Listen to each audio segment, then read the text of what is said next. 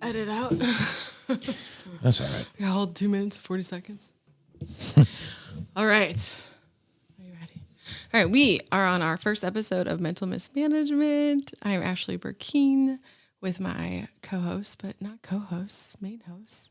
I don't know what you want to call me. We're hostesses with the mostesses. I can be a hostess today. That's fine. I'll be the hostess. I'm like, we are the hosts. There's no co. There's no co. Yeah. Oh, I guess we're co-hosts. We're both captains. Yeah. Yeah. Okay. Oh, this ship's going down. We're in trouble. All right.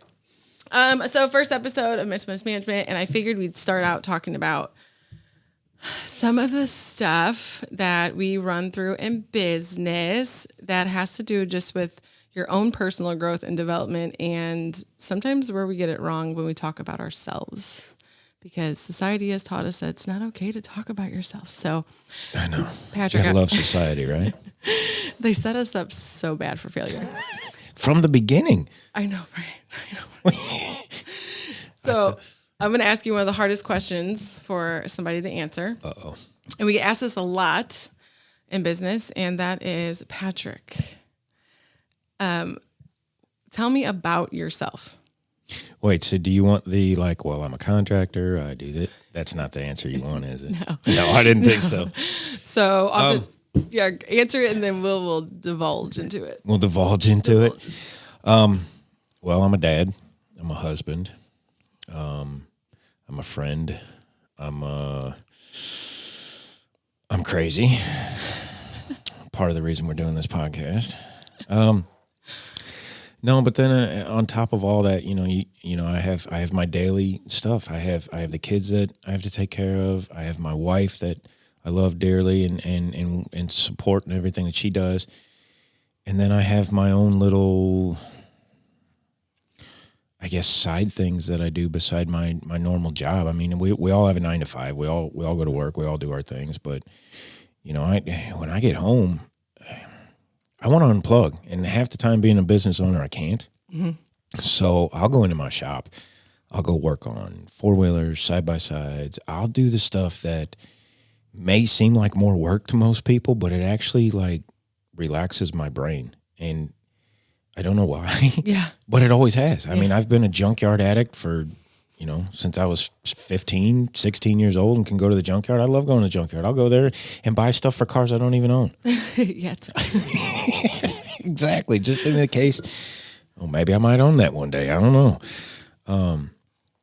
But no, I'm a father first and foremost. That's probably one of the greatest accomplishments that I have. But then being a father and a business owner isn't exactly the easiest thing in the world to do. No. So it's always trying to find a balance. Yeah. And when you ask, who are you? What do you do? I mean, that's me. I'm a dad, and then I go out and play in the mud on 4-wheelers. I mean, that is really what I do. Yeah. Outside of what everybody else always sees is the contractor, the hard worker, the guy that's out there, trying to help the next client or whatever. But besides that, my true identity is a dad, a husband, and a 4-wheeler addict, I guess. Yeah. So a lot of times I feel like this may be like the only question in life where there's, how they say, like, there's no question there's no wrong answers. It may be the only one where there's a wrong answer. Well, because oftentimes you meet somebody and you're like, okay, tell me about you. And the first thing out of their mouth, specifically if they're in business, is like what they do. But absolutely. We didn't ask what you did. We asked about you, right? Well, so many people identify themselves according to what they do in life or who, what business they own or who they work for is what identifies them. And it truly isn't. Yeah. My identity stems from me being a father and me being a husband. Outside of that, I could be anything. I mean, one day I could be a side-by-side racer. The next day I might be a shade tree mechanic. And the next day I may be building the Taj Mahal. I don't know, Right. I mean, the one true steady in my life is my kids and my wife. Yeah. Yeah. That's what, like, your passion and what you fill your spare time with. Not like spare time. They deserve more than that, obviously. Right. But it's when nobody else is watching. Patrick is dad, husband, mudslinger. Yeah, definitely Friend. mudslinger, friend. Yeah. You know, we're taught not to toot our own horns in society, and you know this is probably one of the hardest questions that anybody asks somebody is who are you? I consider myself one of the best friends you could ever have. I'm the first one people call. I'm the last one to leave usually, so it's like. And part of that's just because I get sidetracked, but I don't know. You know, that's a tough question. Yeah, it's really, and I think like back to what you said about how society, like it doesn't allow that, right? Like you don't know how to answer that question because you're like, wait a second, are you trying to professionally figure out who I am? Or what if we asked that to somebody and they weren't a father or husband yet? What do they do? What do they do outside of Right. their work? You go to work because you need the money to do the things that you want to do outside of that job. Yeah. That's the reason people go to work. They don't go to work because, you know, they go to work because they're broke half the time. I'm not going to lie. I mean, that's why we all go to work. We all go to work because we want to afford things. We want to buy the cool things that make us happy outside of work. So work shouldn't be the thing that defines us. Right. But to so many people that it is. And they get so caught up in what they're doing on their job and what their professional life looks like, they forget what their normal outside everyday life truly is. Yeah.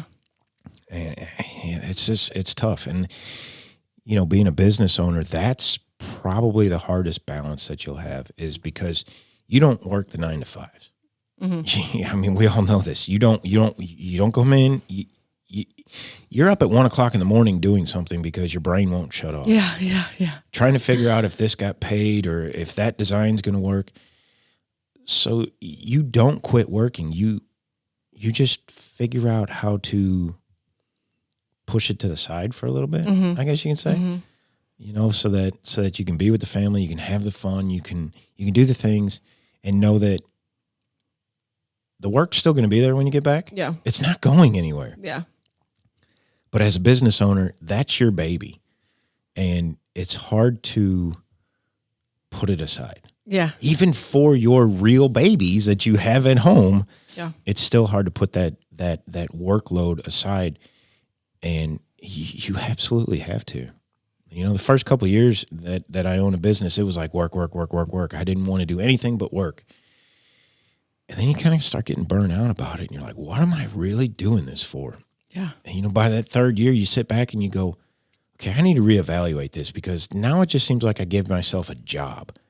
I didn't give myself a business. I gave myself a job, and now I work harder than anybody else in this job. Yeah.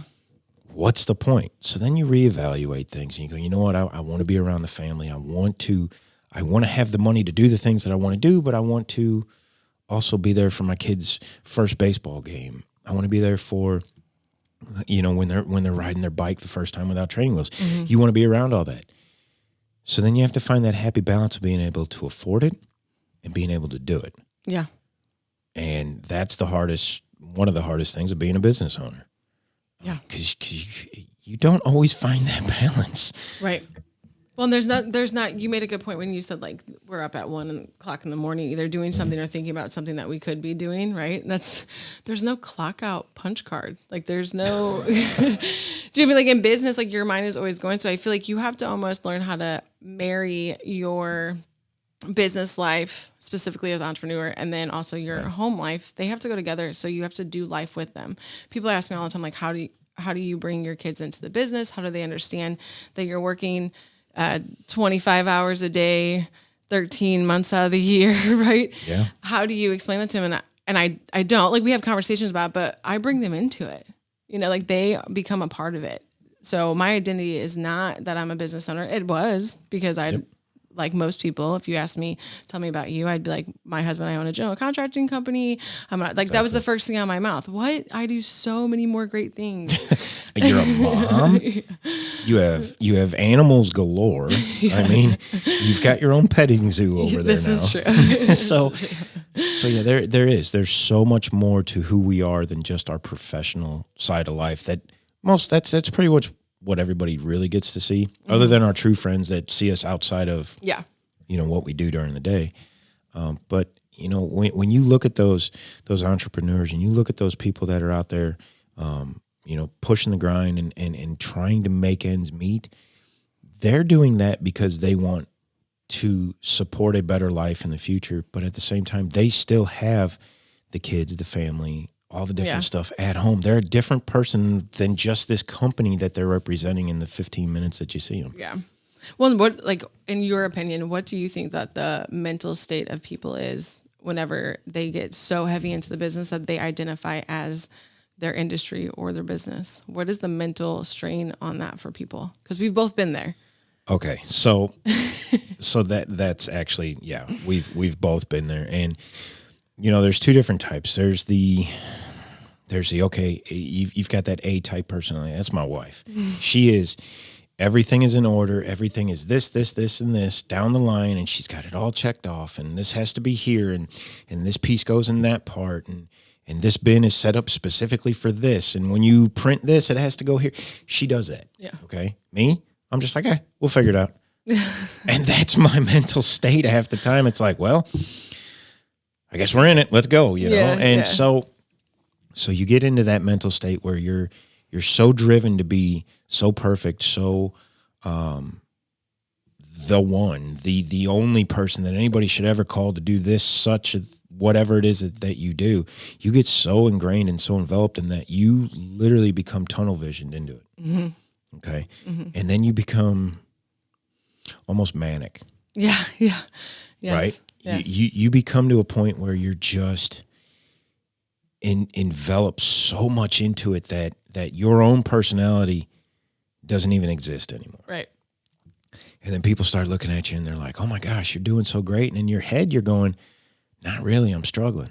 I don't know why I'm struggling. And it's because you have lost that balance. Mm-hmm. So then you try to find that balance. Mm-hmm. And then you start feeling like you're not doing it right. Yeah, enough. Or enough, exactly. And then it snowballs into every effect, every emotion that you can come up with. And this is on both sides. This is my wife, and this is me, and I'm the one that's like, whatever, we'll figure it out. Yeah. But at the same time, in the back of my head, I'm going, how the hell am I going to figure this out? Yeah. I told her I would. How I don't know how to figure it out. Yep. And then the industry specific too. So think about whenever you're a business owner and you identify your whole world as being that business owner, and then industry specific, and every industry has one, right? We're GCs, so we can talk about that without offending mostly everybody else. I quit caring who I offended at this point. But do you know what I mean? Like, as a GC, if I take that on as my identity, right? Think of all the stigma that comes with that, just being a GC, right? What do people think about GCs when they first think about them? Oh, they don't finish their work. They overcharge. They do crappy jobs. They walk off job sites. They're never prepared, right? So imagine. Look at Channel 2 News. Okay? You can turn on any news channel out there, and you're going to see somebody talking about the contractor that ran off with my money. Yes. Oh, yeah. I know what you're talking about. Okay. I mean, it doesn't matter. Yeah, it doesn't matter what city you're in, what country you're in. Somebody's going to be talking about this contractor that came in after this last storm we had, and I haven't seen him since. I gave him a $50,000 deposit. I don't know why he didn't show back up. Well, that's the stigma that you and I have to deal with on a daily basis, because people can't trust contractors. Well, I get it. Yeah. Okay, but not every contractor is that way. Right. So right off the bat, we're already fighting a battle that we are losing before we even started to knock on your front door. We're already losing the battle. So now we have to come up from behind and go, okay, no, we're actually a real company. We have roots here. We have a building you can come in and see. We've been here for X amount of years. Yep. So talk about playing into your mental side of things. I mean, you're already going in defeated and trying to climb your way back out. Trying to prove yourself from the jump. Yeah. Exactly. So when you take that on as that's who you are, you're like, okay, this is who I am. People already don't like me. Don't trust me. Oh, especially those first couple of years when you're really new at talking to people. You're really new at trying to sell this product that you have. So now all of a sudden, you're getting more no's than yeses. Yeah. So then you start feeling defeated really quickly.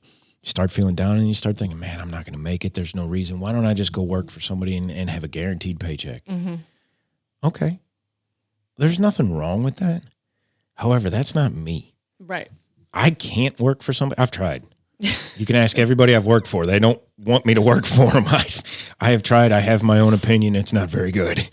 So Nice. I'm not supposed to talk about what I want at somebody else's business. And I get it. I have my own opinion here. And some of the guys are like, why? And I'm like, just trust me. Yeah. There's a reason for everything that goes on. My wife has her own opinion, and I have to listen to it. So she's the only person you can work for. She's the only person that I can work for anymore. Nice. So, and that's her daily choice. But, it's the mental side of things is the hardest thing to overcome in this industry. I've told people I can build you anything you dream. And I truly can. Mm-hmm. I mean, there's really nothing out there that myself or even your husband, there's nothing we can't build. Right. What stops us in our tracks is our lack of confidence at certain things. Okay. Mm-hmm. And I've grown past that over the years. I've learned to know that I truly can conquer this. I truly can make this. Okay. But those first few years when you're going, oh, that's huge. I don't know that I want to take that on. Yeah. Now I'll be like, bring it. Yeah. What do you got? Yeah. Throw something at me. I dare you. Yeah. So your confidence builds over the years, but it's that first couple years, and I know we talk about it all the time. It's those first couple years that will define where you're going to end up. And if you can stick it out and you can work through the mental anguish that it plays on you, you will become unbelievable in the end. Yeah. I mean, to a point where you'll be sitting there talking to people, telling them, hey, the mental part goes away a little bit. Yeah. Yeah. It's still there. Don't get me wrong. Oh, yeah. But you're able to go, hey, go sit back down. I don't need to talk to you right now. Yeah. It It becomes circumstantial, the mental part of it. Absolutely. Yeah. It definitely doesn't go away, but it's like circumstantial and per situation that you're in. But I think you also get the confidence, back to what you said about confidence. I think that's huge too, because in the beginning, when we don't have identity and we're comparing that, right? Yeah. There's no confidence there. We don't know who we are. No. So when you figure this part out, right, and you're prepared when somebody asks you next time of, not you specifically, but just anybody. I'm still not prepared. I don't even know if I answered the question yet. You did. I mean, you did. If that is what you're passionate about and that's who you are outside of the epic man, right? Right. Then that's, tell me about yourself. That's what I want to know.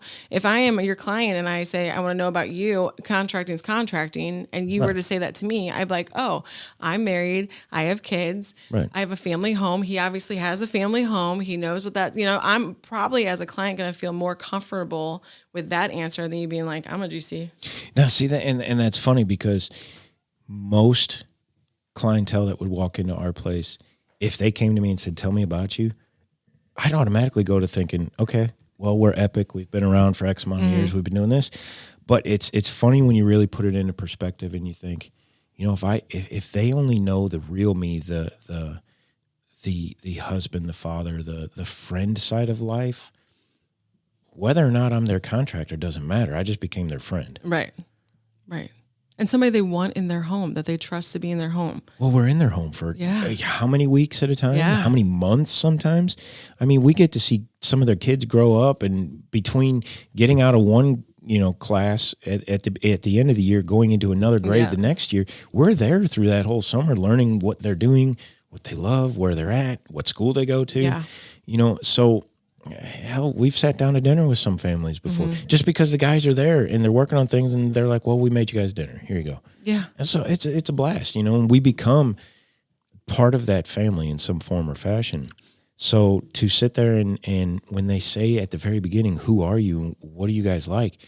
They're not necessarily wanting to know the company. They can look it up. They know what the company is. They've been searching. They've interviewed multiple companies at that point. But when they come in and they say, tell me about you. Mm-hmm. You're right. You should tell them, hey, well, I'm a father. I'm a husband. I like to go mudding. Yeah. I like long walks on the beach in the moonlight. Yeah. No. Well, you can incorporate your business into that too, right? Oh, absolutely. You can start with those things and then say, I'm passionate about what I do in contracting because I love to build things. It brings me peace of mind. It seems like work for other people, but for me to build things and to be able to accomplish things, right? So you can bring in your business into that, but you're not relatable just being the GC to somebody that is a teacher that wants her basement finished, right? Right. And I think that once you figure out who you are, your confidence just overall in business, you had mentioned that is, I think that's massive because then you're like, I know who I am. I know obviously what my business can do because I'm going to name and claim that we're the best GC. Well, of course. Shared with your other best GC. Right?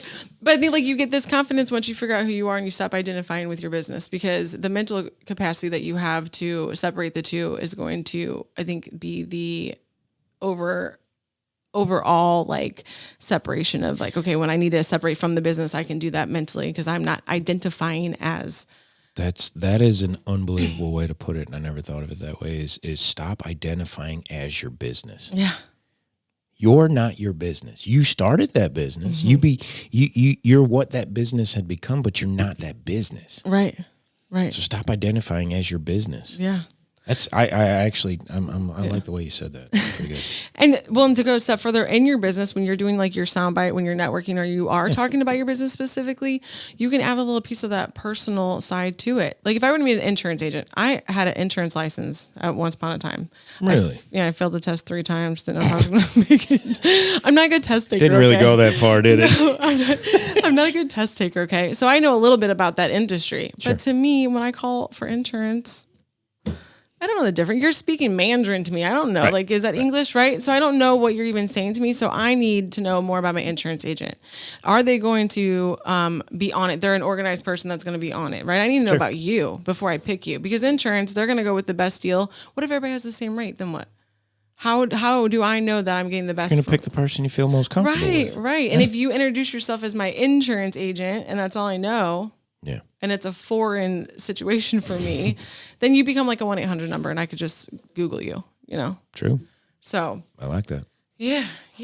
I like it too, Patrick. Yeah. Thanks. Okay. So let's turn this the other way. Okay. Tell me about you.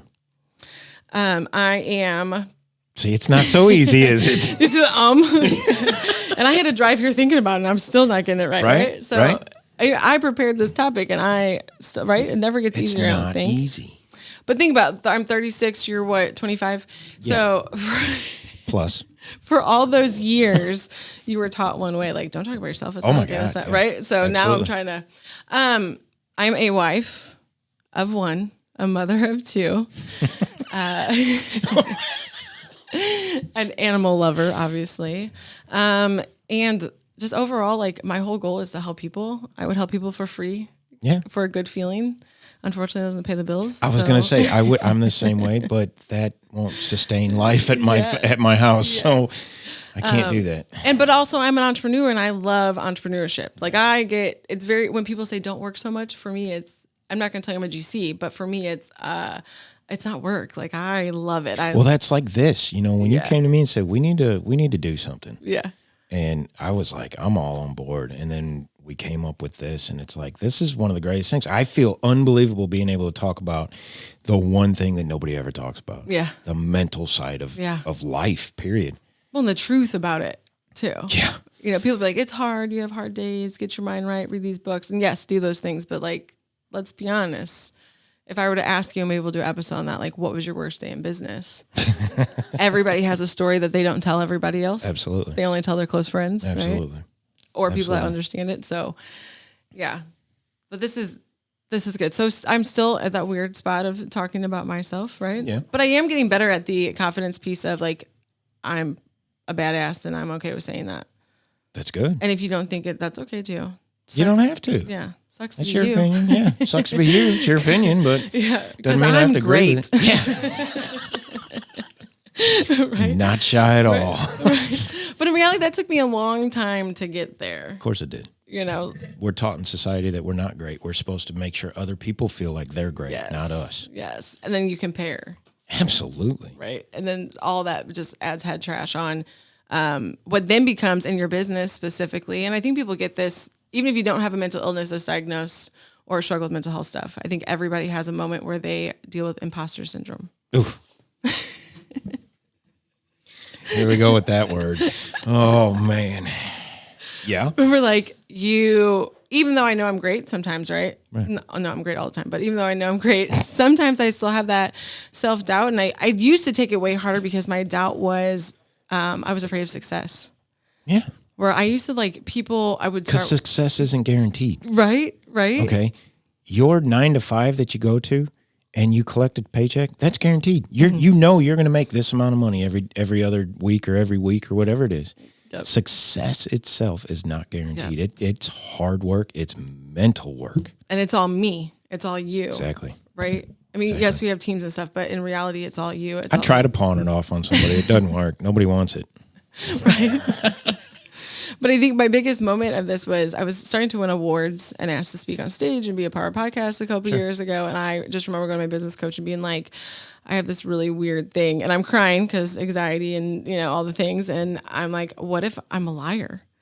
And he just looked at me and was like, you're a liar? And I said, what if I'm lying? What if I'm not really this great? What if I'm not? And he said, you are doing the work. You can't lie this. Like numbers don't lie. I mean, the award you won, that didn't lie. Those come from numbers. There's things that you can't lie about. If you were sitting on the couch talking about this, it's a different story. Yeah. Success happens because of the work you put into it. Yes. Success doesn't happen because you lied about the work you put into it. Right. That's not success. Right. So no, you're not lying about it. Yeah. No. But I did. I mean, it was overwhelming of like, Of I don't want to go the next level. And so then that's what it did. Like there's a ceiling that in business you continually go through, right? It's almost like you're in a factory and there's 86 floors. And every year you go through a different ceiling, sometimes more than once a year. And I think for that was a massive ceiling for me to break through and be like, no, you deserve everything that you've worked hard for. So accept it and embrace it. And don't be afraid of success. Yep. And then, but also Patrick. Put an elevator in. Yeah.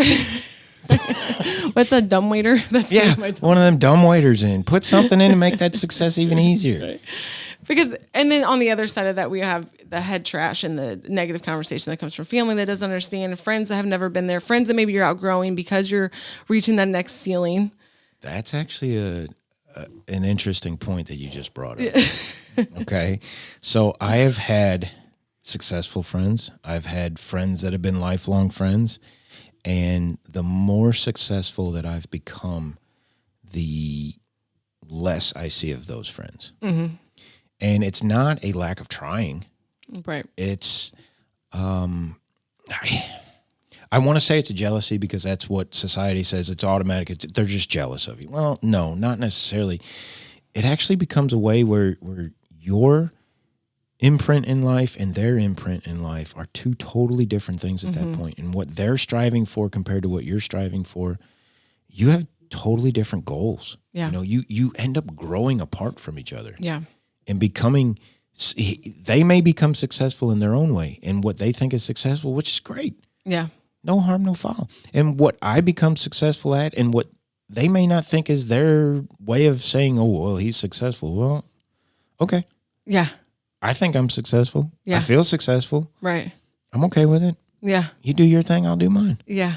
But you end up growing apart over the years. Yeah. Well, and some people, I think they want you to do good. They just don't want you to do better than them. Ooh. Yeah. And that can be a rough pill to swallow because in the beginning, they're all excited for you. Yay, look at you. Rah, they're so supportive. Right? They're wearing your logo, sharing your place. stuff. Yep. And then all of a sudden, you almost feel and witness the change where they're not even liking your post anymore. Yeah. And they're not commenting, they're not sharing, they're not even asking you about your business anymore. No. Yeah. No, they get to a point where they're almost mad at you for being successful. Yeah. Yeah. And who says that? I think it's Steve Harvey. It's somebody that's successful. He says, you will outgrow your friends and I always welcome them to come with me. Yeah. He's like, come on, come with me. Let's go. Yeah. Let's go to grow together. He said, but if they choose to stay back there, I have to be okay with the fact that they're deciding to stay back there and not coming with me. Yeah. Right. You look at it as almost like a constant train track that you're always on and there's multiple stops along the road and people are getting on and people are getting off, and some of them stop before you get to the end and they don't get back on. Right. And you've got to be okay with the thought of even your best friend getting off that stop, but not ever getting back on. Yeah. But you still have to ride that train. You have to go to the end. That is not only that's the mental side of it. Yeah. I mean, I can't get off the train at every stop. It Right. doesn't happen. I might get off every now and then and get a latte, but I can't We're getting back on. We're getting back on. And some friends will get back on with you, and they'll ride that thing out to the very end. And those are the friends that you know are going to be there forever. But there's going to be other ones that just they get off. They'll ride it for a couple stops, and you'll have fun, and you'll have a blast, and you guys will have memories forever, and there'll be things that you do, and then just one day they get off and they never show back up. Yeah, you got to be okay with it. Yeah, you don't. I think people think too, like, they're choosing not to be my friend anymore, or whatever the case may be. I can't be friends or love them anymore. But like, you love them, you just love them from afar. Yeah, and it's different. You're no longer telling them the secrets and things that you used to tell them. You know, they've become more of an acquaintance. Over time, and they'll show up to the weddings and they'll show up to the parties and this and that. But you know, you're not calling him at 1 o'clock in the morning going, "Hey man, I got this idea. Let me run this by you." And he's asleep half the time. He's like, "Whatever, man. Just call me in the morning. We'll go back over it again." Yeah. He's not doing that anymore. Yeah. And you know, so it that can be really daunting on the mental side of things, because now all of a sudden you think you start losing all your friends. Well, you lost people that only wanted to ride for so long. Yeah. You're not losing your friends. You're gaining new opportunities. Yeah. You know, the new people that walk into your life, they're in it for a reason. Yeah. The people that left have left for a reason. Surround yourself with successful people and you will be successful. Yeah. Every time. Well, and I mean, so that we all know that cliche. If you're in business for like a hot 5 minutes, right? You know that you are the person you surround yourself with, 5 people, whatever, right? Right. And actually, The good old 5 people one. Yep. Good old 5. I don't even have 5 friends. No shit. See, 1, 2. Well, that's about it. Can we count your assistant at the front desk? Yeah, we can do that. But I mean, that's true. And I talked about this on stage in April, where it's the proximity, like be in proximity with people that are where you want to be, are where you're at, or are excited for where you're going, right? Right. And that, I feel like that's so important. I think we say it and it's cliche, but like, are we really hearing that? Because sometimes that means friends, family, you know, those close people that you're like, wait, these are supposed to be people by nature, I feel like are born to believe in you and have your side, right. You know, and hold your hand through all this stuff. And in reality, sometimes they're just not the best people to be in your circle. They're not. I've had family get off the train and not get back on. Yeah, same. So it doesn't, there's no right or wrong to this. There's no one person will always be there and this person will never be there. I've had family get off the train and not get back on. Yeah. And it's, again, circumstantial, right? Not everybody's. My best friend in the whole world that I've been friends with for over 10 years, she is not a business owner. She is successful at what she does for her job, her and her husband. We vacation with them, right? We have great times. And to this day, she may not understand me all the way. I may not understand her completely, but we make time for each other. She's happy when I win. She's there whenever I lose. Do you know what I mean? So, like, don't hear us wrong and think like, oh, I have to have business owner friends because they're the only ones that understand it. They will understand you the most when you complain. Yeah, they will understand what it is and why you're complaining about it. Yes. But there are definitely, I have the same thing. I have one true friend that is not a business owner, has never been a business owner, spent some time in a nice, not so nice facility for several years. But he's my ride or die. He'd be there no matter what. And we talk on a weekly basis. We hang out, you know. I may not see him for 3, 4, 5 months at a time, but I know if I called him tonight and said, "Hey man, I need you," he'd be there. Yeah. And he could do the same for me. Yeah. And it has nothing to do with business. He's on that train. He doesn't get off at any of the stops. He rides that train with me, whether I'm even on it or not. He's still on the damn train. He's doing loops. He's just out there hanging out. I love it. And, but he's also never said, "Hey man, I know you're being successful. Can I get this, or can you help me?" He never does. He's successful in his own way. Yeah. You know, he has set his life up to be successful the way that he wanted to be. And I've done the same thing, and we both respect that from each other. Yeah. And that's true friendship. Yeah. It's not based on, well, what is he giving me today, or what are they doing for me? What do I have to do for them?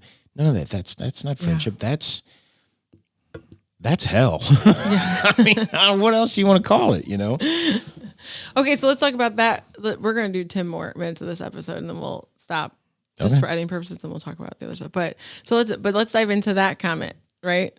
Because when we met you, this is a personal story, right? Okay. When we met you, first I met your wife. Right. She is very much like my husband. You and I are similar. That's why we're sitting here, and they'll be guests together. That's why we can't be married. This would not even be happening. We would be homeless so fast. Not for long though, because if I was a panhandler, I always told Ryan that like I would get my first $5 and go to the dollar store and get like a pink poster board and glitter and stuff. Yep. And Ryan was like, and nobody will give you money because they're like, look at this flashy lady on the curb, right? I met her. She's very introverted, and she shared that up front. She said, "I'm introverted. But we're in this family business, and we're starting out." And I remember saying to her, "I'm a GC too, and I'm so grateful to meet you." And it was just very surface level then, and then getting to know each other, and introducing you to our husbands, who are now besties for the resties. They're more than that; they're bro lovers. You know, you don't got to put it out there like that. But I mean, we have our moments, yeah.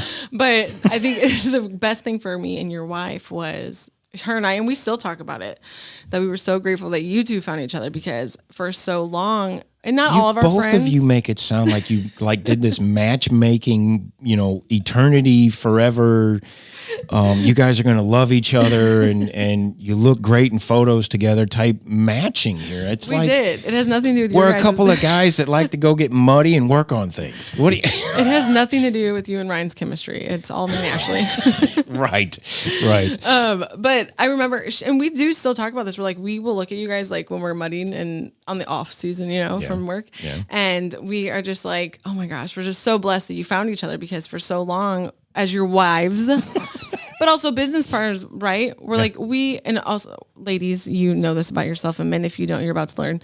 Women are very intuitive, and we pick up on things that other people don't pick up on. That's just part of our makeup. And a lot of times I would say to my husband, that's men have a word for that.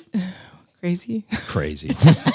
Yes, we do. We call that crazy. But I would say to him, is this really your friend? Because do you sign their check? Right. Do you, when we go out, do you pay the bill? Do you know what I mean? Like, where is the financial separation from that friendship? Yep. And to me, if we do, I'll be like, Patrick, I don't have any cash, and you'll give me $190 to buy food when we go mudding, right? And you don't ever say you don't ever say pay me back. You just know that we're going to break even, because that's just matter, right. Yeah. That's somewhere along the line it'll break even. That's way different than somebody being like, will you buy the concert tickets? I'll pay you back, and then you never get paid back, right? No. And so for me and Ashley, it was very important for us to be like, oh my gosh, they not only are in the same industry, so you can vibe off that, and you now became a resource for each other, right, in the business, but we both go back and forth trading out tools. Hey man, you got one of these? Yeah, I got one of those. Hey, what about you? You got one of these? Yeah, I got one of those. I'll trade you. I need this week, and you need this that week. Yeah, which also speaks volumes to the abundance mindset of there's no scarcity. You guys don't look at each other like competition or competitors. You're friends in the same industry that can be a resource and help. And right, we've actually laughed at each other, because I think we finally found a house that we both bid on against each other and didn't even know that we were doing it.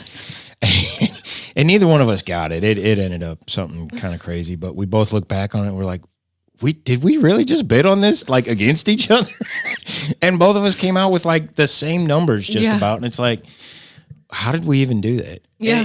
And it's just because, our paths, people will call my company, people will call your company. They have no idea that we're even friends. They don't even know that, nobody knows that. Right. And so I thought it was funny. You brought that up not too long ago. He's like, I think we both bid on the same thing. I was like, well, I didn't get it. Did you? Yeah, right. He's like, nope. So. Oh, good. Our quality works the same, right? Yeah. But yeah, so there's that. We're also in business, you find that side of things. We're like, are these people really my friends? Or well, that's the hardest part, And my wife, she struggled with that for the longest time. So, are these girls that are hanging around with me my friends, or are they friends because they get paid every 2 weeks and it's just convenient? Right. I had that same reality check when I first started. I thought everybody was my friend, and well, hell, I wanted everybody to be my friend. Well, you do, right? I mean, it's just the way I am. I'm friends with anybody. It doesn't matter. And then you slowly start to realize, well, I think they're just laughing at my jokes because I pay them to. So, then you start kind of scaling back a little bit. You start protecting yourself a little bit more. And then, you find somebody like your husband where it's like, okay, I can actually breathe. He's not here because I have money. He cares less if I have money. He has his own money. Yeah. I have my own money. He has his own money. We can go out on dates together. It's great. Right? We'll go Dutch. We can. Right. No, but it's that relief of neither one of us care what the other one has. Mm-hmm. And if one of us needs something, we're going to go get it. Yeah. If he has a hole or a post hole digger, I know I can call him and be like, hey man, I need the post hole digger. And if he doesn't have the right size bit, I go buy the bit for it. Yeah. It's like neither one of us care. Yeah. Hey, let me use your skid steer. All right, man, you know where it's at. Oh, I need a trailer. Yeah, you know where they're at. Go for it. Mm-hmm. Doesn't matter. Yeah. I personally have attracted people that I thought were friends, and I'm a lover. Like I'm a Cancer sign, if you believe in that kind of thing, right? I don't know that much about that stuff, but I've heard. We're like emotional and right. We just love people, love. Hence the animals, because they have to love you. You have to feed them. You're running out of room. Right. I know. I need another 10 acres. We just expand. Did you hear that, Ryan? I know, right?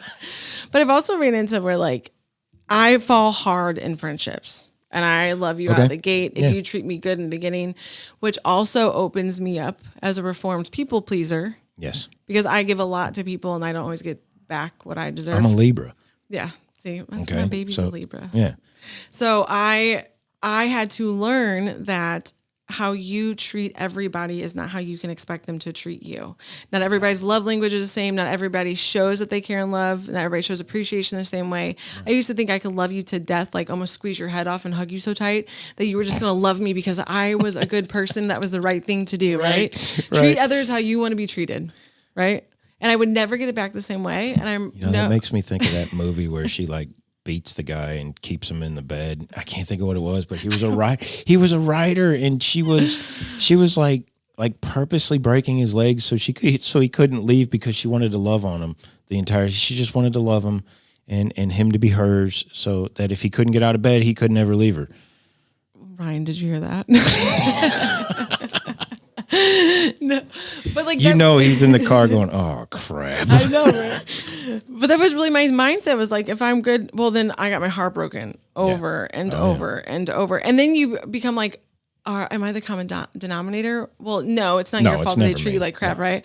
But yes, it's your fault that you keep opening yourself up to this. Like your expectations of people just are not the same, and because you do that, though, vulnerable. Yes, and Patrick, you're like me in this way. Mm-hmm. You love everybody, and because you love everybody, you will always do the right thing and show that love. People take advantage of that. And my problem is giving them too many chances. Oh yeah. It's that whole fool me once, shame on you. Fool me twice, shame on me. Mm-hmm. By about the 45th, 46th time, I'm like, you know what? This is kind of getting old. Yeah.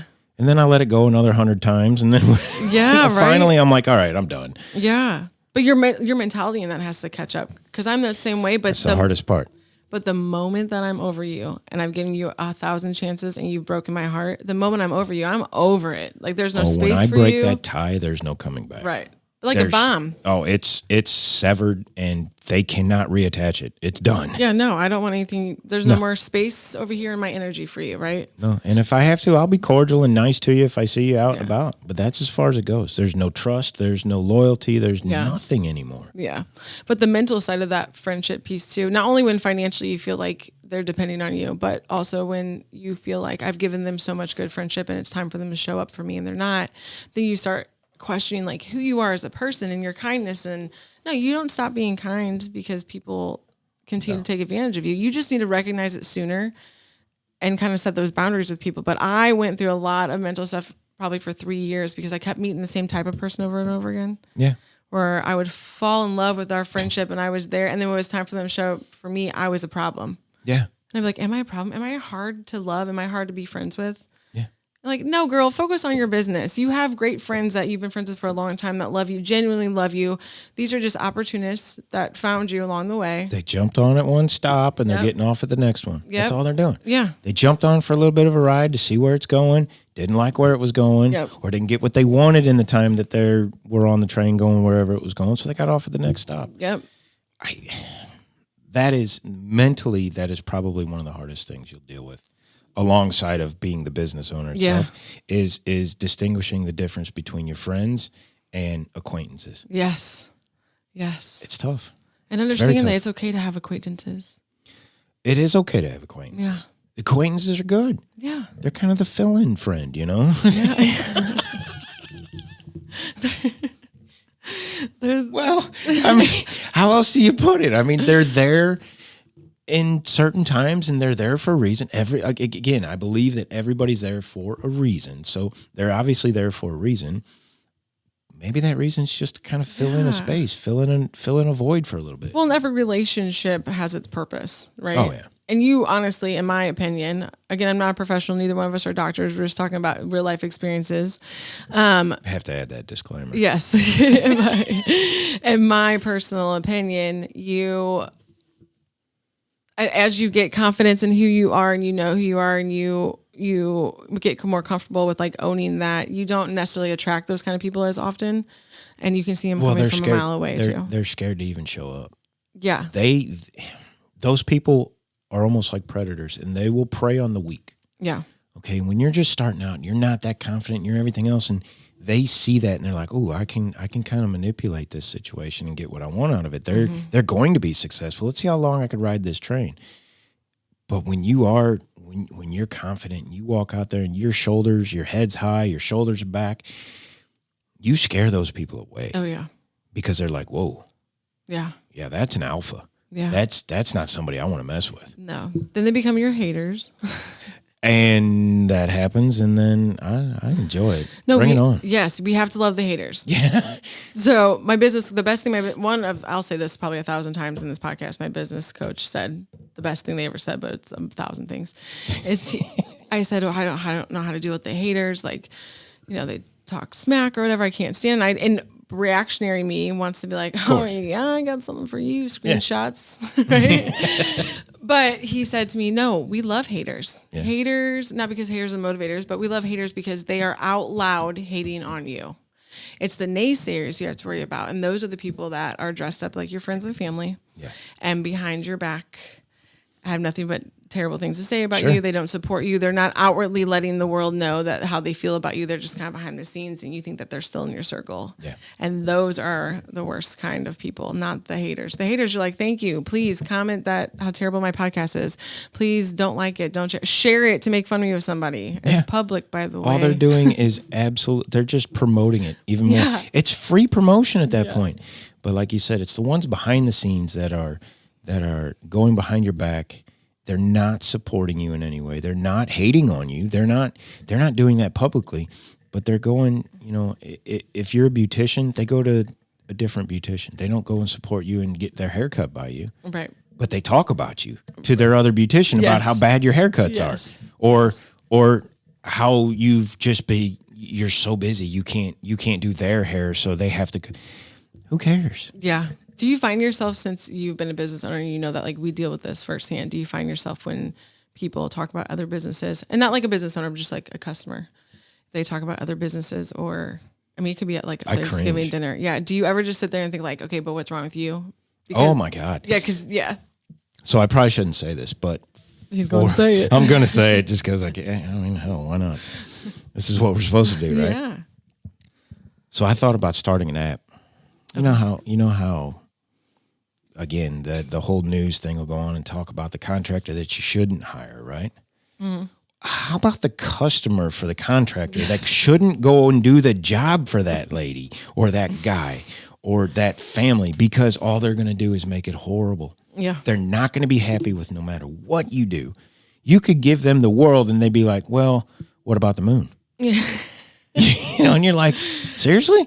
I just literally handed you the world." Yeah, but the moon shouldn't it come with it? Yeah. So I always wanted to start an app, kind of a blacklist app of customers for the contractors. Yeah.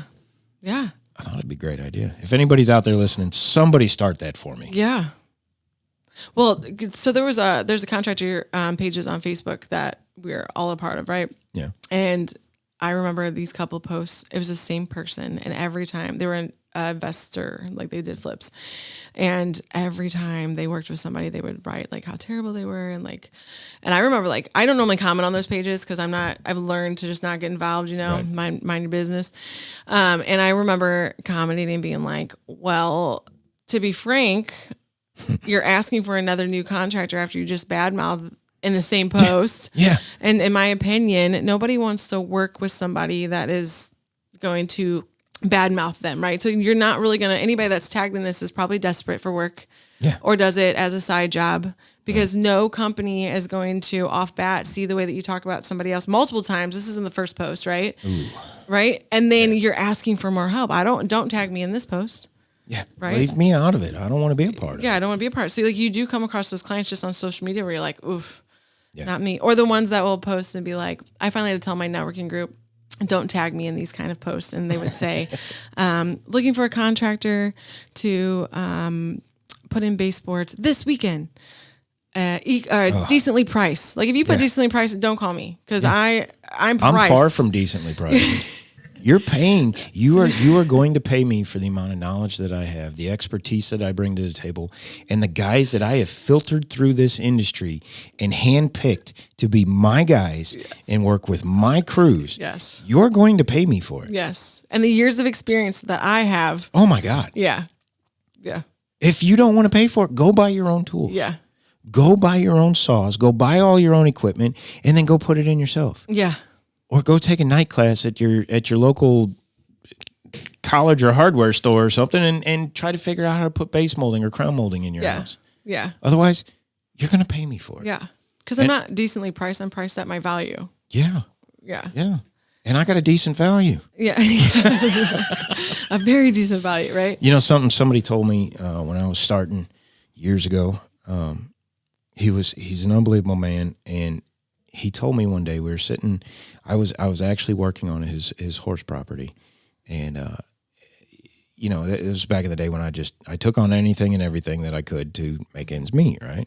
And I'm working on his horse property. We just poured all new concrete around his place. It was absolutely gorgeous, and we're sitting in his Four Seasons room up at his house, and we're talking about business, and he's a business owner, and he's doing great, and he's thinking about starting another company, and 20, 30, 40 questions later, I finally said, and he looks at me and he goes, Pat, I'll tell you what. He goes, the most profitable job you'll ever have is the one you didn't take. Mm.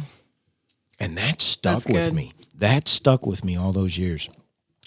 And it's absolutely true, because you can pass up $100,000 or $200,000 job, and you don't get that $100,000 or $200,000 that job was. However, you may have just dodged a complete bullet. Yes. The guy behind you that got that job is now in a lawsuit because they didn't pay him or they didn't this. So now you've lost not only all the money that you put into that, but the profits that you would have made from it. And in the meantime, you're sitting there and you didn't have to do any of that. And you've made money on these other jobs that you knew were going to go okay. Yeah. So, but there's a hard balance of trying to figure that out. Yeah, that's good. But it's so, it's so true. Yeah. It's so true. And absolutely. I think that goes to, so when you have clarity of who you are separate from your business, you have clarity of who you are in your business. Absolutely. And then you have clarity around the people you're supposed to be around. You feel more confident in making those decisions and saying no to that, right? And then because you have clarity on who you are and who your business is, you can say no to that job knowing that it's opening up time not only in your mind, but also on your schedule to do something that's bigger. Sure. Maybe you say no to the 150 job and then you have a $5 million, the biggest job of your entire life. That you perfect. Couldn't have done because you were stuck in the 150 job. Yes. Yeah, absolutely. Absolutely. I love it. I love it. Yeah, that one stuck with me. I mean, it was every bit of my very first couple months starting my own company, and he was a brilliant man, and I won't say his name or anything, but I actually just saw him again just a couple months ago. I got to see him and kind of tell him my success story and where we are these days and everything like that. It was just neat that he was still genuine.